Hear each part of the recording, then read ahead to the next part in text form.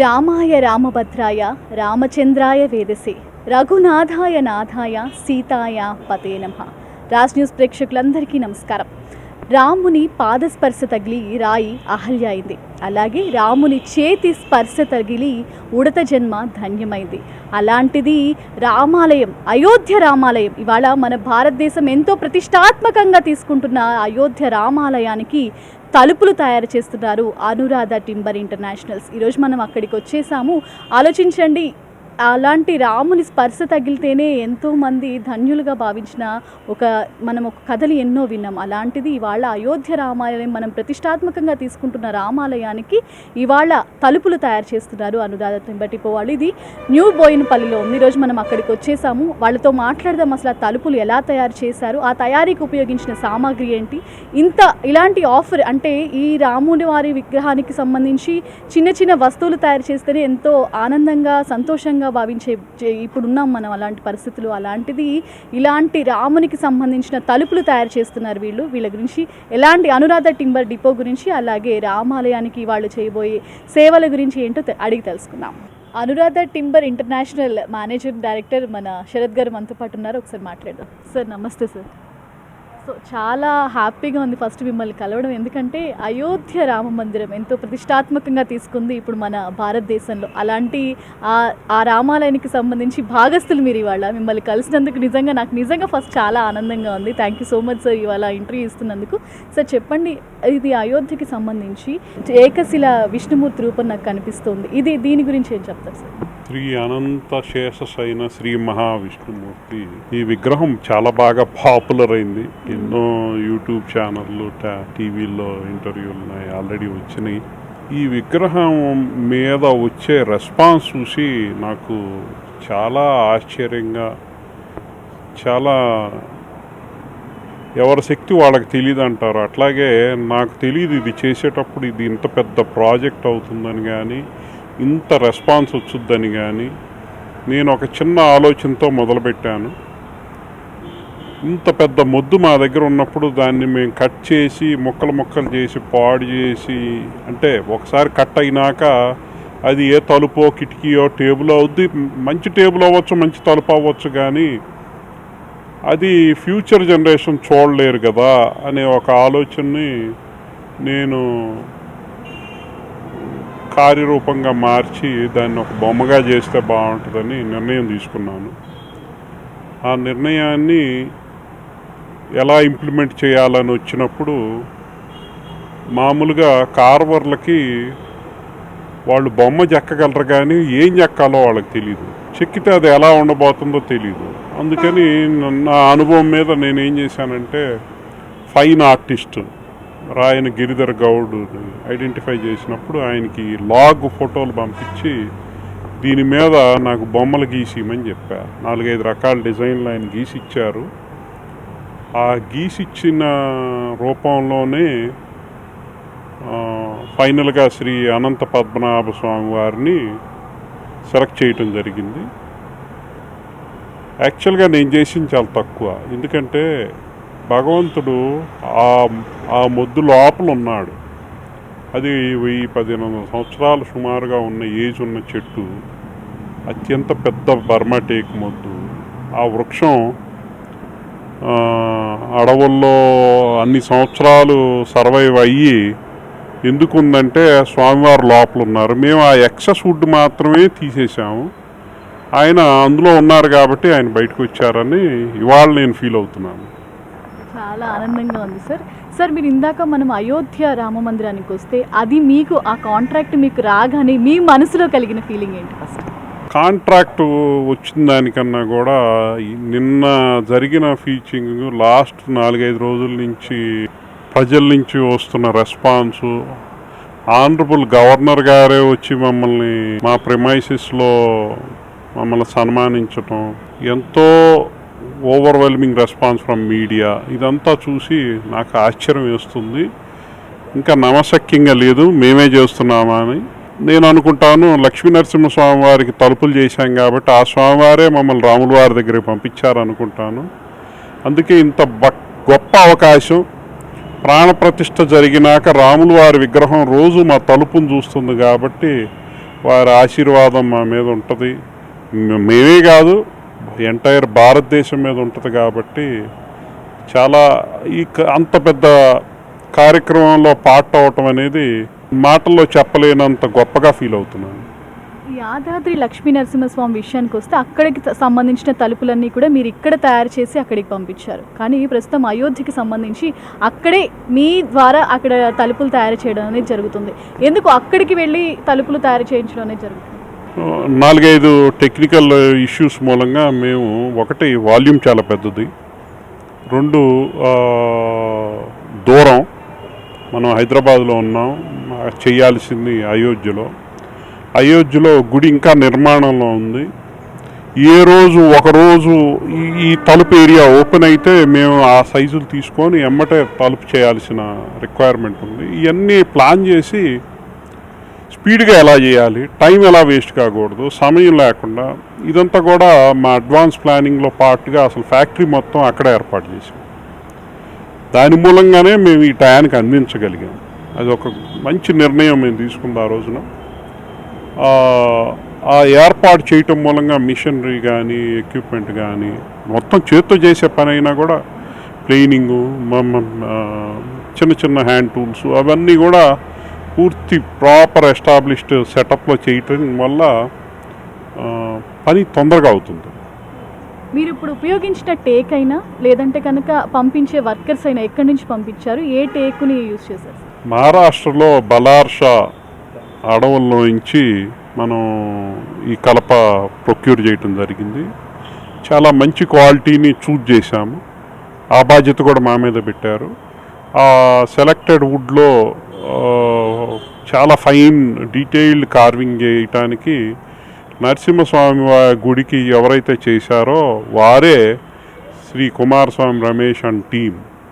వాళ్ళు ట్రెడిషనల్ కార్వర్స్ తరతరాల నుంచి వాళ్ళ ఫ్యామిలీ మొత్తాన్ని సెలెక్ట్ చేశాము.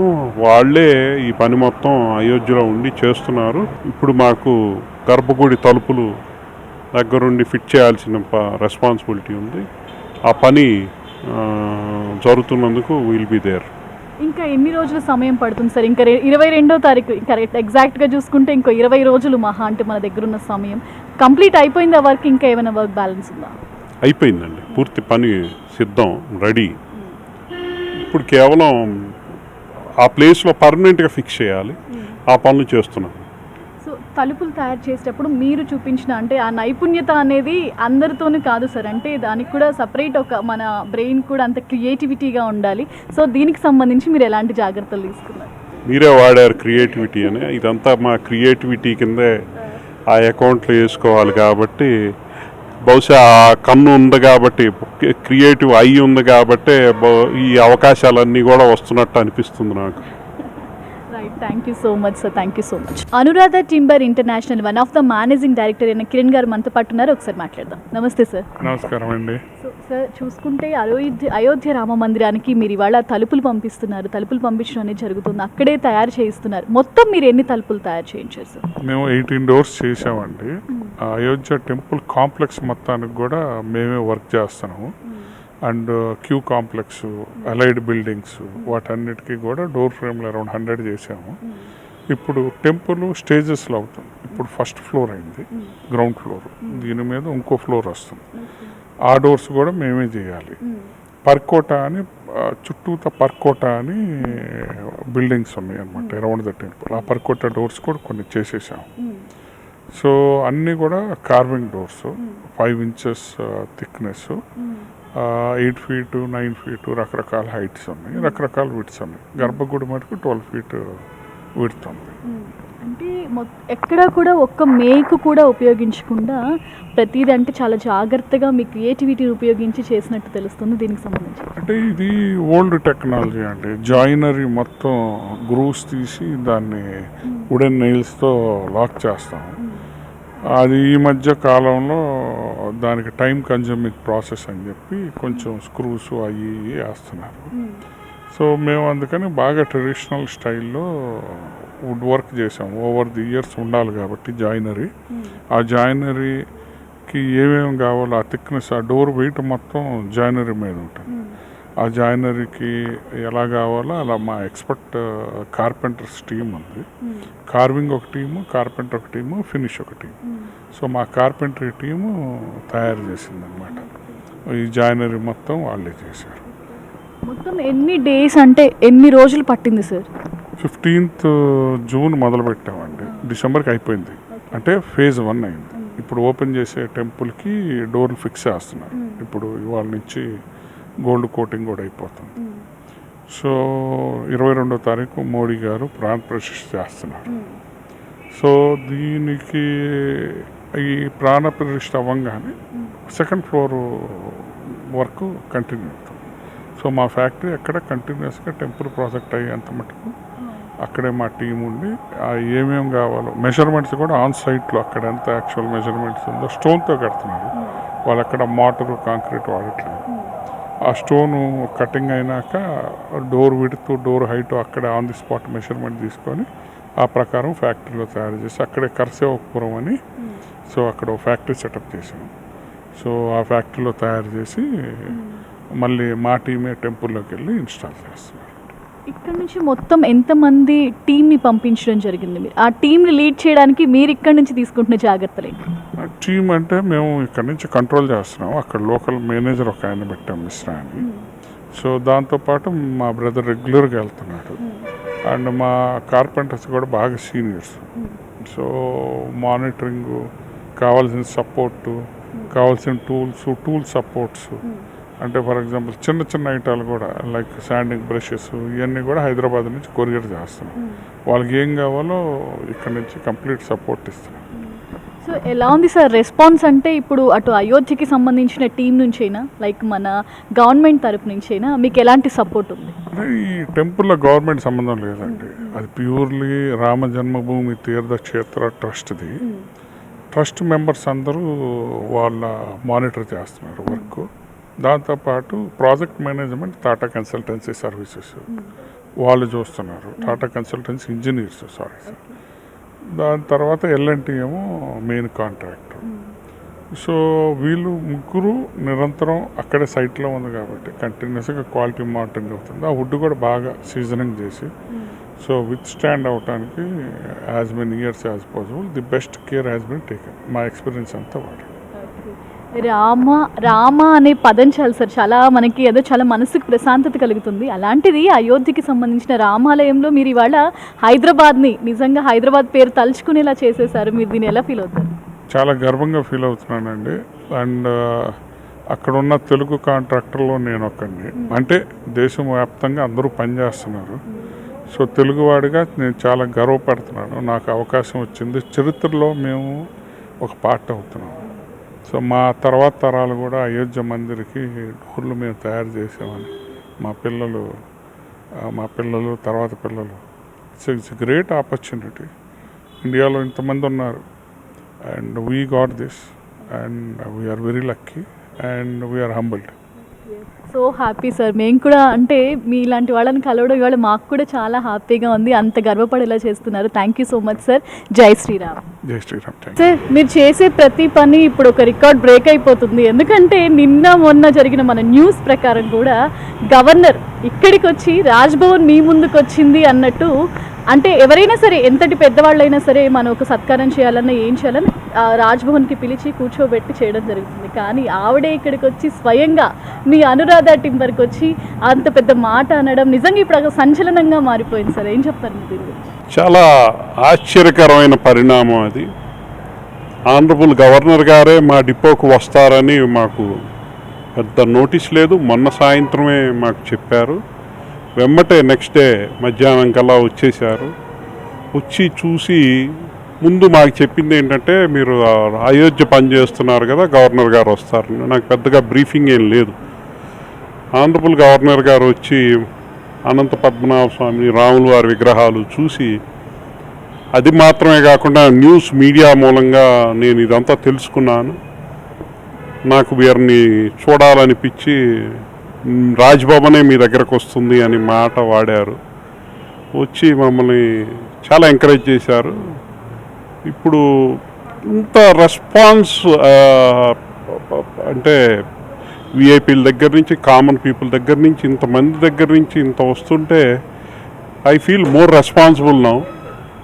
అబ్బో, మనకి ఇంత ఎక్స్పెక్ట్ చేస్తున్నారు, ఇంకా చేయాల్సిన పనులు ఇంకా బాగా చేయాల్సిన బాధ్యత మన మీద ఉందని ఫీల్ అవుతున్నాను.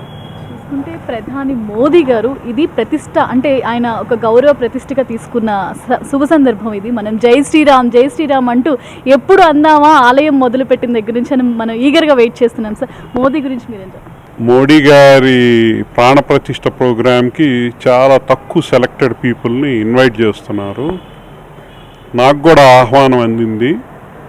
మొదటిసారి మోడీ గారిని లైవ్ చూడబోతున్నాను. సో ఆయన ఉండబట్టే బహుశా భారతదేశం ఇంత స్పీడ్గా ఈ గుడి పూర్తి చేయగలుగుతుంది. నేను చాలా ఫారెన్ దేశాలు తిరుగుతాను, మాది ఎక్స్పోర్ట్ ఓరియంటెడ్ కంపెనీ. బిగినింగ్లో ఇండియన్స్ని వేరే రకంగా చూసేవాళ్ళు. ఇండియా అంటే క్వాలిటీ లేదు, ఇండియా అంటే లేట్ అవుద్ది, ఇండియా అంటే అది ఇది అన్నట్టుగా మాట్లాడేవాళ్ళు ఎంతోమంది విదేశీయులు. ఇవాళ మేము ఫారెన్ వెళ్తే ఇండియానా, హైదరాబాదా, అంటున్నారు వాళ్ళు. ఎంత మార్పు వచ్చిందంటే మోడీ గారి మూలంగా చాలా గొప్పగా జరుగుతుంది దేశంలో. నిజంగా సార్ చాలా గొప్ప మాట చెప్పారు. నిజంగా మీరు ఇవాళ చెప్పింది నిజంగా ఇవాళ ఇండియా, మీరు అన్నట్లు ఇండియా మనం ఇలా చెప్పుకుంటున్నాము, మన భారతదేశం. అలాగే మన హిందువులకి ముఖ్యంగా మోదీ గారు చేసే ఇది ఎవ్వరు కూడా, ఒక ప్రధానిగా ఆయన చేసేది ఎవరు చేయలేరేమో అని నాకు అనిపిస్తుంది సార్. నిజంగా జై శ్రీరామ్ మీకు. శ్రీరాముడు భారతీయ సంస్కృతి సాంప్రదాయాలకు మూల పురుషుడు. రాజ్యం అంటేనే శ్రీరామ రాజ్యం అనేలా పరిపాలించిన గొప్ప చక్రవర్తి. ఆయన 14 ఏళ్ళు అరణ్యవాసం చేసిన సమయంలో ఆయన పాదుకలే భరతఖండ సింహాసనాన్ని అధిష్ఠించి పరిపాలించాయి. మరి అంతటి ఘన చరిత్ర కలిగిన పాదుకలు అయోధ్య రామజన్మభూమి ప్రారంభోత్సవంలో మరోమారు భక్తులకు దర్శనమివ్వనున్నాయి. మరి ఆ పాదుకలను తయారు చేసిన వారు ఎంతో అదృష్టవంతులు, ధన్యులు. మరి జనవరి 22, 2024న ప్రారంభం కానున్న అయోధ్య రామజన్మభూమి ప్రారంభోత్సవంలో మనకు దర్శనమివ్వనున్న రాములి వారి పాదుకలను తయారు చేసిన శిల్పి పిట్టంపల్లి రామలింగాచారి గారితో మాట్లాడటానికి మనం వచ్చేసాం. చెప్పండి, మీకు అసలు ఈ అవకాశం ఎలా వచ్చింది? రాముల వారి పాదుకలు అంటే ఎంతో విశిష్టత కలిగి ఉంటాయి. మరి వీటిని తయారు చేసే అవకాశం మీకు ఎలా వచ్చింది? జై శ్రీరామ్, జై విశ్వకర్మ అండి. నమస్కారం. రాజ్ న్యూస్ వాళ్ళకు ధన్యవాదాలు. మేము ఈ వృత్తి దాదాపు 30 సంవత్సరాల నుంచి మాది శ్రీమద్ విరాట్ కళా కుటీర్ అనే వర్క్షాప్ని ఇక్కడ మేము ఆస్తమాపేట ఓల్డ్ బోయినపల్లిలో ఉన్నాము. దాదాపు 30 సంవత్సరాల నుంచి వర్క్ చేస్తున్నాం మేము. మాకు దాదాపు ఇప్పుడు మన ప్రపంచంలోనే గుర్తింపు పొందుతుంది. జనవరి 22 తారీఖు నాడు భారత ప్రభుత్వం ఆధ్వర్యంలో మన ప్రధానమంత్రి గారు నరేంద్ర మోదీ గారి చేతుల మీదుగా యూపీ ముఖ్యమంత్రి గారు యోగి ఆదిత్యనాథ్ చేతుల మీదుగా ఈ కార్యక్రమం జరుగుతుంది కనుక ఇది చాలా ప్రాముఖ్యత చెందుతుంది. ప్రతి దేశంలో కూడా అందరికీ వరల్డ్లో తెలిసిపోయిన విషయం ఇది. అటువంటి రాముల వారు పుట్టిన జన్మస్థలం అయోధ్యలో ఈ దేవాలయం ప్రతిష్టాపన 22 తారీఖు ఉంది. అటువంటి దేవస్థానానికి రాములవారి పాదుకలు మేము చేయడం అన్నది మేము, మా బోయినపల్లి ప్రజలందరూ, మా కళాకుటీర్లో ఉన్న కళాకారులందరికీ మేము చేసుకున్న ఈ జన్మలో చేసుకున్న పుణ్యం అని మేము భావిస్తున్నాము. మరి ఎన్ని రోజులు పట్టింది మీకు ఇది చేయటానికి? ఎలా తయారు చేశారు? ఈ పాదుకలు తయారు చేయడానికి మొట్టమొదటి వాళ్ళు మాకు ఇంత సైజులో కావాలి, ఈ మెటల్లో కావాలని చెప్పిండ్రు. సైజ్ అంటే దాదాపు వాళ్ళు చెప్పిన సైజుకు, మేము చేసిన సైజుకు ఒక లెక్క ప్రకారంగా ఉండాలి, శాస్త్రోక్తంగా ఉండాలని చెప్పి మా దగ్గర ఉన్న శిల్పశాస్త్రాల గ్రంథాలను తీసుకొని దాని ప్రకారంగా డ్రాయింగ్ వేసుకొని ఆ డ్రాయింగ్లో ఏమేమి బొమ్మలు ఉండాలి పాదాల మీద, ఏ బొమ్మ ఉంటే దేనికి ఏం అర్థం వస్తుంది అనే ఆలోచనతోటి ఆ గ్రంథాల ఆధారాలతోటి మేము ఈ ఒక పాదం మీద ఆవు, ఏనుగు, శంకు, చక్రము, కల్పవృక్షము, సూర్యచంద్రులు, విల్లు, కత్తి, అంకుశం, పద్మాలు, తర్వాత వచ్చేసి కలశాలు, ఇవన్నీ 9 ఉంటాయి అన్నమాట. ఈ 9 కలిపి దాన్ని 12.5 అంగుళాలతోటి తయారుగా చేసుకుంటే ఇది ఒక పద్ధతి ప్రకారంగా శాస్త్రోక్తంగా ఉంటుందని నిర్ణయం చేసుకున్న తర్వాతనే ఇది మళ్ళీ ట్రస్ట్ వాళ్ళకు ఆ డ్రాయింగ్ పేపర్ పంపించేస్తే వాళ్ళు ఓకే అన్న తర్వాత ఆ పేపర్ను బట్టి మేము ఒకటి ఇత్తడిలో ఎంబోజింగ్ చేసుకున్నాం అన్నమాట. ఎంబోజింగ్ అంటే ఇది మాస్టర్ పీస్, ఇది మాస్టర్ పీస్. ఈ మాస్టర్ పీస్ మీద మొత్తం ఈ విధంగా ఫస్ట్ తయారు చేసుకున్నాము. ఈ విధంగా తయారు చేసుకున్న తర్వాత దీన్ని బట్టి మళ్ళీ మనకు పంచలోహంలో క్యాస్టింగ్ అయిపోయింది, అంటే మోల్డింగ్ పని, పూత పని. అది దాదాపు 15 కేజీలు పంచలోహం వాడడం జరిగింది. తయారైన తర్వాత మనకు అది 12 కిలోల 600 గ్రాములు వచ్చినాయి రెండు కలిసి. ఆ 12 కిలోల 600 గ్రాములు పంచలోహము, దాని మీదంగా బంగారు తాపడం జరిగింది. అక్కడ వచ్చే కాళ్ళ మధ్యన వచ్చే బొట్టెకు మన అమ్మవారికి చింతాకు పథకం అనేది ఒక రాయి ఉంటుంది కదా, ఆకు చింతాకు అంటే ఆకు మాదిరిగా కలర్లో ఉండే రాయి కూడా కావాలంటే వాళ్ళకు అది గ్రీన్ కలర్లో రాయి కూడా తీసుకొచ్చి ఆ రాళ్ళు పొదిగించడం, ఇదంతా బంగారం ఎక్కితే అంతా జరిగింది. దీనికి దాదాపు మాకు 20 నుంచి 25 రోజులు టైం పట్టింది మాకు. మరి పాదుకలు తయారు చేయడానికి మీకు ఎవరెవరు సహాయం చేశారు? ఇది మొదలు పెట్టినప్పటి నుంచి డ్రాయింగ్ కానించి మొదలు పెడితే ఇక మాకు మా కళా బృందం అని ఉంటుంది. మాకు మా చేతి కింద పనిచేసే మా బంధువులే అనుకో, మా పనులే అనుకో, మా వాళ్ళు ఉన్నారు. మొత్తం కలిసి ఒక 6 మంది ఉంటాం మేము ఇంట్లో. టోటల్గా మొదలు పెట్టినప్పటి నుంచి లాస్ట్ అయిపోయినంత వరకు ఒక 6 మందిని కలిస్తే ఈ పని అయింది అనమాట. వస్తువు రాత్రికి ఎంతోమంది శిల్పులు ఉండగా మీకే ఈ అవకాశం కలిగింది. మరి ఈ విషయాన్ని మీరు ఎలా భావిస్తారు? శిల్పులు చాలామంది ఉన్నారు, కానీ కోరుకుంటే వచ్చేటిదైతే కాదు అది. మీరు అన్నట్టు అది ఒక అదృష్టమనం ఉండాలి, స్వామివారి ఆశీర్వాదాలను ఉండాలి. ఈ రెండిట్లతోటే మనకు మన చేతిలో గుంటా తయారయ్యి భారతదేశంలో ప్రఖ్యాతి చెందిన ఒక ఆలయంలో నిలవ ఉంటుందంటే అది మాది ఈ జన్మలో చేసుకున్న పుణ్యము ప్రాప్తి అనేది ఉంటుంది మాకు. అది అట్లనే భావిస్తున్నాం మేము. నాకు ఒక్కనికే కాదు, దాదాపు మా బంధువర్గం అంతా, మా బోయినపల్లి ప్రజలంతా, మా కళాకుటీర్లో ఉన్న కళాకారుల బృందం అంతా మేము అదే విధంగా భావిస్తాం. ప్రధాని మోదీ గారు ఎంతో ప్రతిష్టాత్మకంగా తీసుకున్న ఈ రామ మందిరం నిర్మాణంలో ఈ పాదుకలు చేసే అదృష్టం మీకు వచ్చింది. మరి దీని గురించి మీరు ఏమంటారు? మోదీ గారి గురించి ఏం చెప్తారు? నరేంద్ర మోడీ గారి గురించి చెప్పాలంటే ఆయన జన్మ మొత్తము, ఆయన జీవితం మొత్తము మన భారతదేశానికి అంకితం. 140 కోట్ల మందికి ఆయన చెప్పాలంటే ఆయన రక్తం ధారపోసినట్టు లెక్క ఈ ఘనకార్యాలు చేస్తున్నాయి. ఎన్ని ఘనకార్యాలు అంటే దాదాపు 100 ఏళ్ల నుంచి ఉన్న సమస్యలు కూడా ఇప్పుడు పరిష్కారం అయ్యి మన ప్రధానమంత్రి నరేంద్ర మోడీ గారి చేతుల మీద ఇవన్నీ పరిష్కారం అవుతాయి. దానికి మేము ఎంత సంతోషపెడుతున్నామంటే ప్రధానమంత్రి గారి గురించి చెప్పాలంటే, మోడీ గారి గురించి చెప్పాలంటే ఆయన తప్పితే ఇంకా ఎవరు చేయలేరు ఆ పని. నా వరకు నేను అనుకునే ఆయన తప్పితే ఇంకెవరు చేయొచ్చు. రేపు నాడు ఇంకా చేసేవారని రావచ్చు, కానీ ఇప్పుడు మాత్రం ప్రస్తుతానికి ఇవ్వలేరు. మిగతా వాళ్ళందరూ చాక్లెట్ ఇస్తే తినేటోళ్ళే ఉన్నారు, కానీ ప్రధానమంత్రి హోదా చేసేటోళ్ళు ఇవ్వలేరు. ఆయన చేయాలంటే ఈ పులే ఉండాలి మనకు, ఈ సింహమే ఉండాలి మనకు, ఈయననే ఉండాలి. ఆయన నడుస్తుంటే ఒకసారి మీరు చూడండి, ఒక సింహం వచ్చినట్టు ఉంటుంది, ఒక చిరుత ఉరికినట్టు ఉంటుంది, ఆ టైపులో ఉంటుంది. ఆయన చేతులు ఊపుతుంటే చూడండి ఎట్లా ఉంటుందో, సింహం పంజా కిందికి వేస్తుంటే లేపుతుంటే ఎట్లుంటుందో సేమ్ అదే స్టైల్లో ఉంటుంది. శివాజీ మహారాజు ఎట్లా ఉంటాడు, ఒక కిరీటం అనేది అట్లా పెట్టండి, తలపాక పెట్టండి, అదే టైప్లో ఉంటాడు. యోగి ఆదిత్యనాథ్ మన ప్రధానమంత్రి, ఈ ఇద్దరు కలిసే వాళ్ళు ఇదంతా నడిపిస్తుంది. లేకుంటే ఎవరితో అయ్యే పని కాదు అది. ఎందుకంటే ఆయనను చూస్తే ఇంకా వేరే మనం ఇంకో హీరో గురించి చూడాల్సిన అవసరం లేదు. ఒక శిల్పిగా మీకు ఎన్ని సంవత్సరాల అనుభవం ఉంది? ఈ రంగంలో ఎన్నాళ్ళ నుంచి ఉంటున్నారు? 30 సంవత్సరాల నుంచి ఈ షాపు నేను స్టార్ట్ చేసిన, ఇప్పుడు స్థాపితం చేసుకున్నాం. 93లో చేసిన ఇది. 93 నుంచి అప్పటి నుంచి అప్పుడు నా వయసు, ఈ పని నేర్చుకునేటప్పుడు నా వయసు వచ్చేసి 86, అంటే దాదాపు 16, 17 ఏళ్ళు 18 ఏళ్ళ వయసు అనమాట. ఆ టైంలోనే మాకు స్టార్ట్ అయింది. దాని తర్వాత మేము చదువు అనేది ఏం లేదు మాకు, అంత ఉండి చదివించేంత వారు కూడా ఎవరు లేరు. ఏదేమైనా బాగా ఏజ్ వచ్చేసిందంటే పనికి పంపించడం వరకే. అదే పనులకి ఇంట్లోకి వచ్చేసాం. బిందెలు తయారు చేసే పనులకి నుంచి ఇంట్లోకి వచ్చినాం. మా ఊర్లో చాలామంది ఉన్నారు ఈ పని చేసేవాళ్ళు, మా కులస్తులు కానీ మా వాళ్ళు చాలామంది ఉన్నారు. మీకు ఈ పాదుకలు చేసే అవకాశం వచ్చినప్పుడు మీ నైపుణ్యాన్ని ఇందులో ఎలా ఉపయోగించారు?